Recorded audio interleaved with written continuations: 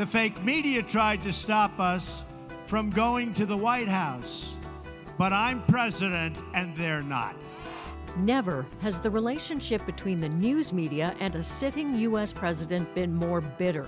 We're just 2 weeks away now from Donald Trump's first anniversary in office, and news networks from CNN to MSNBC, CBS News have made a point of calling out what they see as mistruths, even lies. Not true at all. Demonstrably false. Presidential statements divorced from reality. It's a total eclipse of the facts.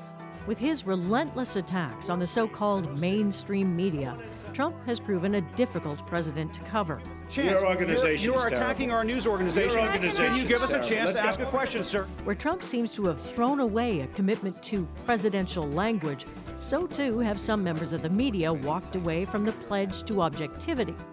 You are the commander-in-chief, the president of the United States of America, the greatest country on earth. Act like it. Are journalists crossing a line by mixing opinion with reporting, or are they right to call it as they see it? Mark Bulgutch is a former executive producer at CBC News, now an author and journalism instructor at Ryerson University. So Mark, we've known each other a long time. We've worked together a long time. We have, and we have. If I had handed you one of those scripts with that much opinion in it, you'd have said what? I would have said, this isn't what you do for a living, Diana. You're a reporter. You're not an editorialist. You don't have an opinion when you work at CBC News. So we would have thrown it back at you and said, try again. So what's wrong with it? Because, you know, a reporter's job is to observe and report back. Why not report the full observation? Because it is opinion. And I think there's a difference between what a reporter does for a living and what somebody writing editorials or being an analyst on the air. These are two different jobs.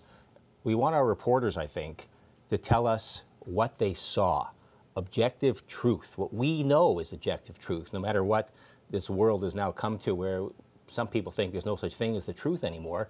I don't think that. I think there is such a thing. So, but, you know, that very point is why I think some journalists feel they have to push back, that they've got to kind of take back some of the ground from this whole fake news narrative. What is inappropriate about doing that, about calling it as you see it?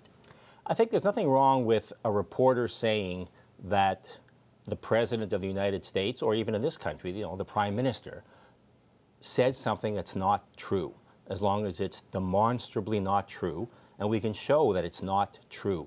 But you can't have an opinion about something that isn't based on fact. So, you know, if in this country we thought Senate reform, for example, you know, I don't care what you think about Senate reform. I want you as a reporter to tell me and our audience what steps are being taken towards Senate reform or not being taken towards Senate reform, but your opinion on whether there should be a Senate reform, or whether we're going fast enough, or we're going too fast, we're going too slow. I don't care. I don't think our viewers care what you think. And is that the only danger, that there's, you know, maybe even a perceived conflict of thinking, that you can't divorce yourself one day and be objective here? Or is there some larger issue that you see? I don't see a larger issue. I think the issue is in the mind of the viewer. I mean, look, we all have opinions. I mean, heaven knows, journalists have opinions. I mean, as you said, I was at CBC News a long time. I had a lot of opinions, but I kept them to myself. And I thought I could separate my opinions from what we put on the air. But a viewer never knew what I thought.